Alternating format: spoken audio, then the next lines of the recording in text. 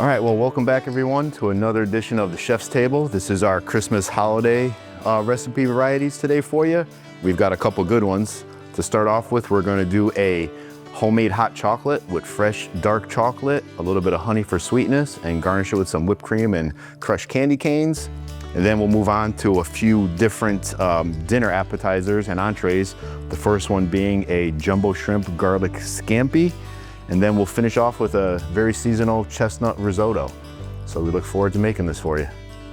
So starting off with, we're gonna do our homemade hot chocolate. You know, no sense in buying those packets when it's really this easy with simple ingredients. We have whole milk, heavy cream, we have some nice bittersweet chocolate chips, a little bit of honey for sweetness, and some nice cocoa powder. Then we add some vanilla extract, and we cook that all together to get you a nice, very, very rich homemade hot chocolate. So hope you enjoy. So to start our holiday hot chocolate, we're going to add our milk and cream to a sauce pot, and you want to get that to a nice rolling boil and then turn it down slightly before we add the rest of our ingredients. At that point is when you'll add your dark chocolate chips to the pot. Start getting that incorporated a little bit. You want to turn down your heat a little bit. You don't want it to be at a really hard boil, more of a medium rolling boil so you don't burn the chocolate to the bottom. And then you go ahead and you add your dark chocolate cacao powder. That's going to add that nice level of richness. After that, you want to go ahead and add your honey for your sweetness. I like to use some nice local honey, preferably, rather than sugar or brown sugar, but totally your preference. I just think honey's a little bit healthier for you. You do want to add at this point as well a splash of your vanilla, and you can do that simply by having some vanilla beans if you can find those in your local market, and you can steep those in a little bit of simple syrup, which is a sugar and water mixture. You just want to keep heating this on a medium heat until it's fully incorporated. You know, make sure you don't have that chocolate sticking to the bottom of your pot. All that nice dark chocolate cacao powder gets fully incorporated as well. And then as soon as you have all that incorporated and you bring it to a boil, you are all set and ready to serve. And to serve, what we like to do is, you know, everybody has, I'm sure, their own festive holiday cups at home. Garnish it with a little bit of a chocolate, a nice candy cane in there. And then we top it off with a little bit of whipped cream on the top, as much as you like. Some of you probably would prefer more. A little bit of crushed candy cane garnish. And again, you can serve that however you'd like with your own garnishes and flavors, but you'll see how nice and dark and rich that is from the fresh dark chocolate chips. And there's your holiday hot chocolate. All right, so we're gonna make our Jumbo Shrimp Scampi, which is honestly a great appetizer. That's a crowd pleaser. Pretty much cooked it in every restaurant I've ever worked at in my whole career. It just seems to be something that no matter where you serve it and who you serve it to, people just love it. And the basic ingredients are obviously your jumbo shrimp, some nice garlic, capers, and it's in a white wine lemon butter sauce. And that seems to be a real crowd pleaser. So this is our nice fresh garlic cloves, and you wanna make sure you get nice thin slices on it. That way it fully cooks and gets a nice golden brown consistency in your jumbo shrimp, but you don't wanna ever burn it because you do not want it to turn bitter. All right, so to start our garlic shrimp scampi, we wanna get some nice olive oil going in your pan. And because it's straight olive oil, you wanna get it hot, but you do not wanna get the pan smoking because you don't wanna burn that beautiful flavor.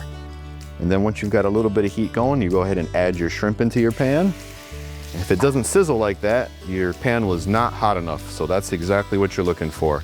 As soon as you have your olive oil in there, put a little bit more. This is the point now where you wanna turn your heat up because that shrimp has cooled your pan down.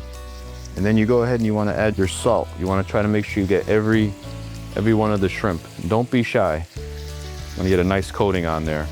Now the real key to this is when you go ahead and add your garlic, which is a key component. And you basically are gonna let this shrimp get a nice sear on one side before you go ahead and add any other ingredients to your pan. You can see as they start to turn a little bit orange and they kind of start to curl up a little bit, that's what you're looking for. And that's what you want to happen before you go ahead and flip them over. So we'll start flipping a few of these over.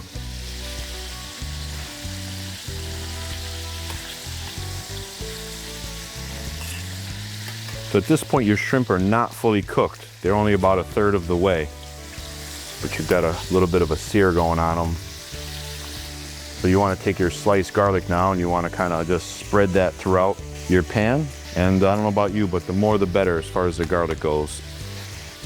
And what's going to happen is the garlic is going to cook in your olive oil. And if you think you need a little bit more, don't be shy with that either. Add a little bit more to your pan. You can constantly, it's like seasoning. You want to add the salt in different stages. You don't want to just try to salt everything right in the beginning of a recipe. You want to add a little bit as you go, tasting what you're making. Very important step is to always taste through your seasoning. At this point also, you can add your capers to the pan. They add a nice little brininess and a little hint of salt as well. And you can see now your garlic is starting to get fully cooked in the olive oil. It's really starting to go now. You want to just keep that going. There we go. Now the next ingredients that we're going to add is a little bit of white wine and lemon. And the key with that is really, that is going to stop your garlic from cooking at that point. And now you can see it's starting to kind of caramelize a little bit. Your garlic, that aroma is really starting to come out now with your garlic. We are going to add a little bit of our white wine to the pan. You don't want to do too much. You just want a little bit to deglaze. Start creating your sauce. That'll help finish cooking the shrimp as well. You got a healthy amount of chopped parsley and a little fresh lemon juice. And that is going to be the basis of your sauce. And I like to serve this dish over some nice toasted ciabatta bread or anything that you like that could be your favorite.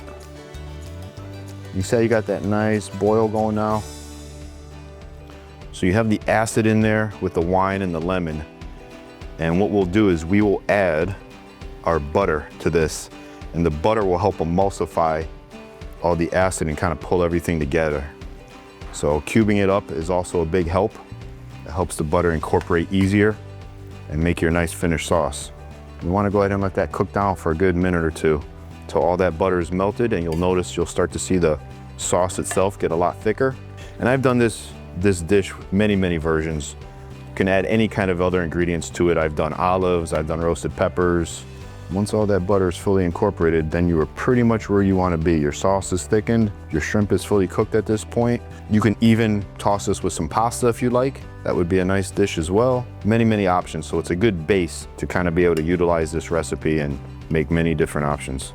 All right, so now that your shrimp is finished, you want to go ahead and plate it. And like I had mentioned, I like to serve it just right over some nice toasted ciabatta bread. And you certainly don't need to have a piece of bread for every shrimp, but bread is great too to soak up some of the nice sauce you've made in your pan. It's got a nice balance with the garlic, the capers, and the lemon juice on there.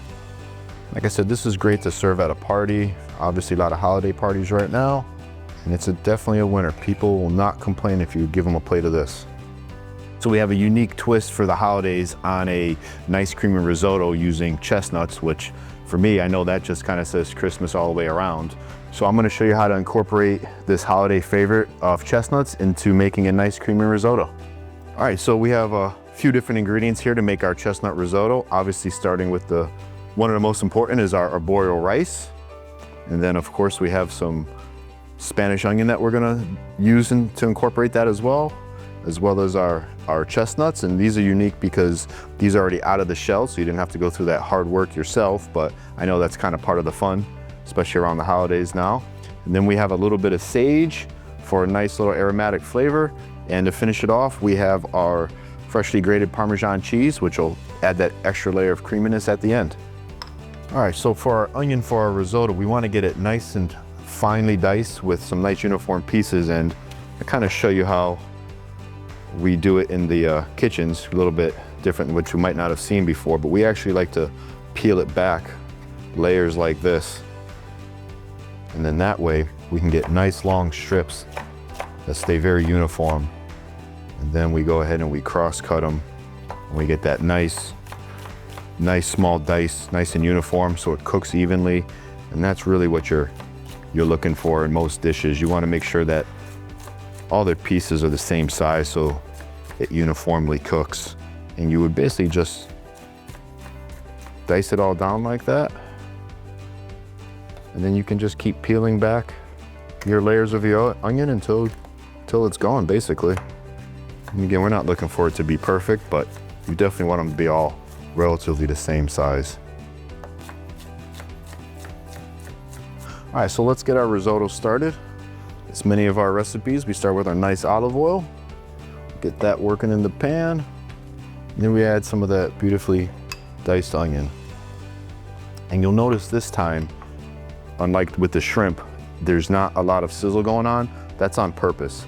You don't want the onion to hit the pan and get seared on the outside and then stay raw in the middle. You want to kind of bring it up with the heat of the oil all at the same time.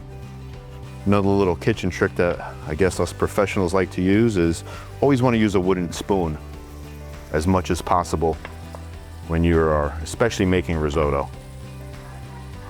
When you use a wooden spoon in your saute pans or your pots, it does not scrape the metal off the bottom of your pans. Whereas like if you used a metal spoon, it could scrape the metal off and you'll get some contaminants, especially when you have nice pans.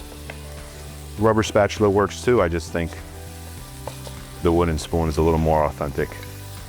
So you make sure you get your onions nice and sauteed, and that can be on a medium-high heat.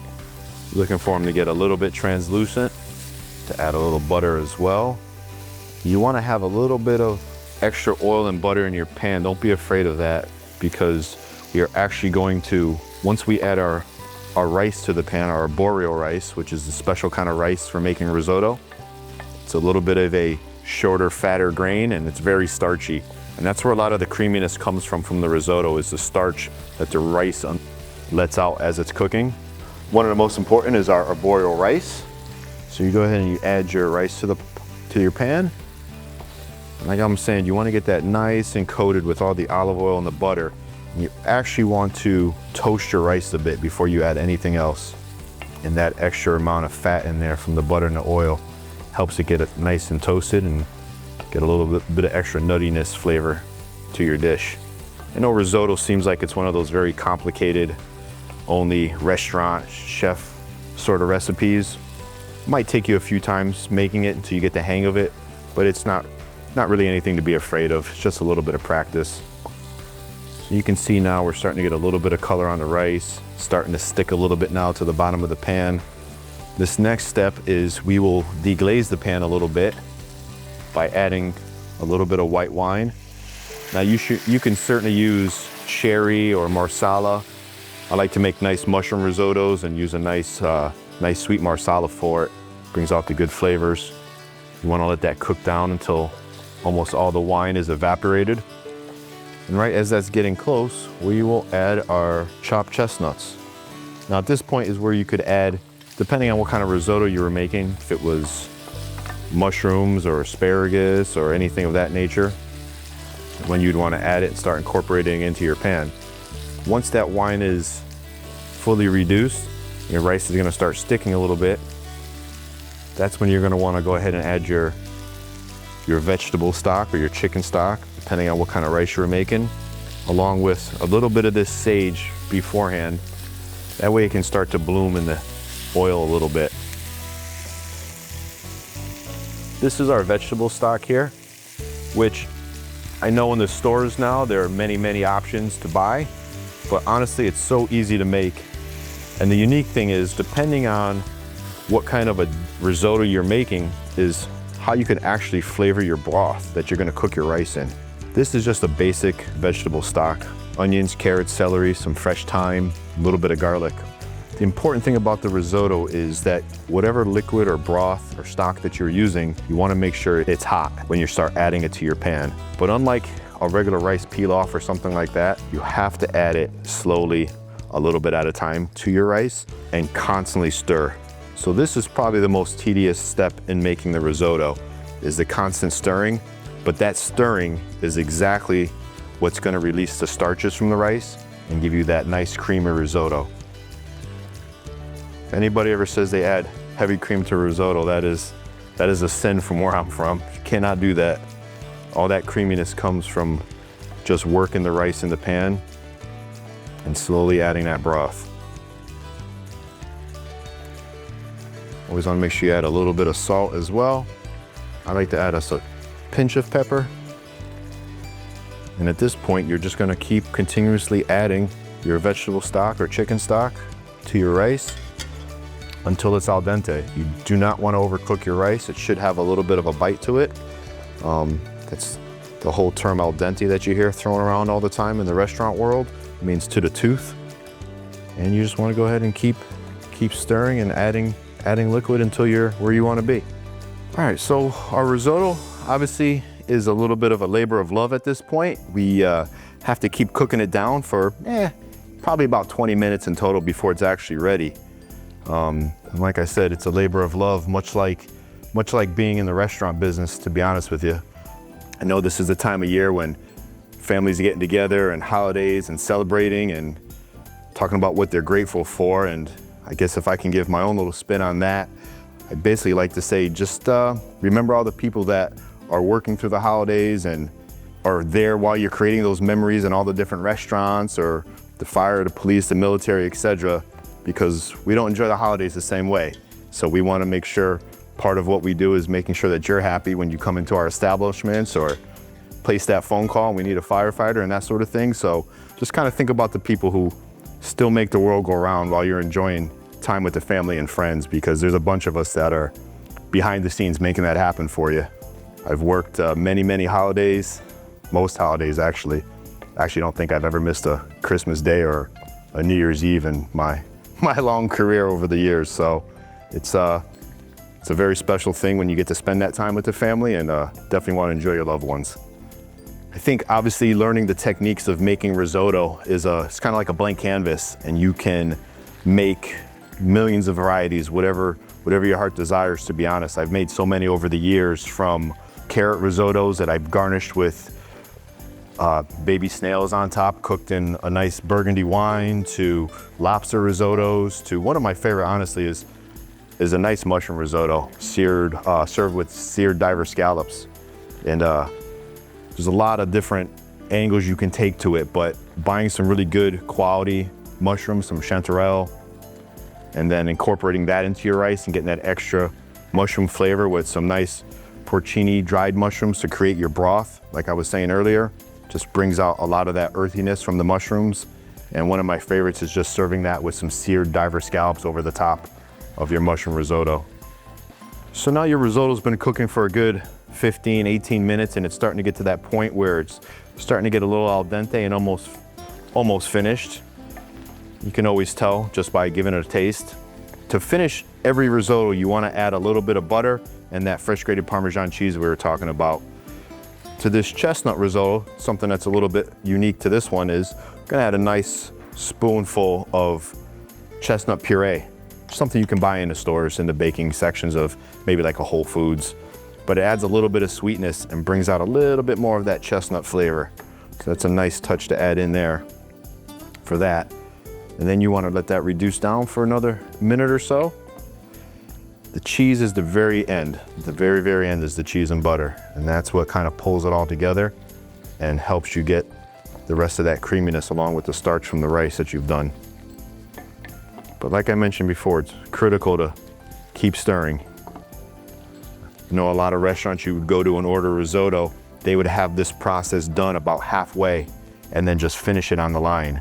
That way we can still get the food out to you in a timely manner and not take a 30, 40 minutes just to make a dish. But if you have that kind of time, even better. All right, so right here, our liquid is almost dried up.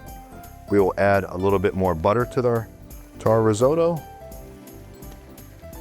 I could put a nice pinch of parsley in there for a little color and flavor as well. We'll get that incorporated. And then our grated Parmesan cheese, and that'll kind of tighten it up a little bit.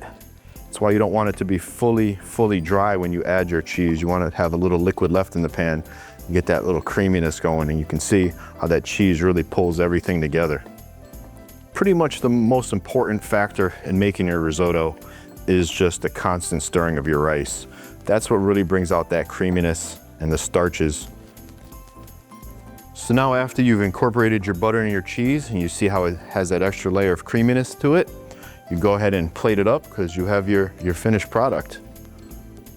And you can see how it's just wet enough where it kind of falls and covers your plate, but does not have that dry appearance to it. That's what you're looking for.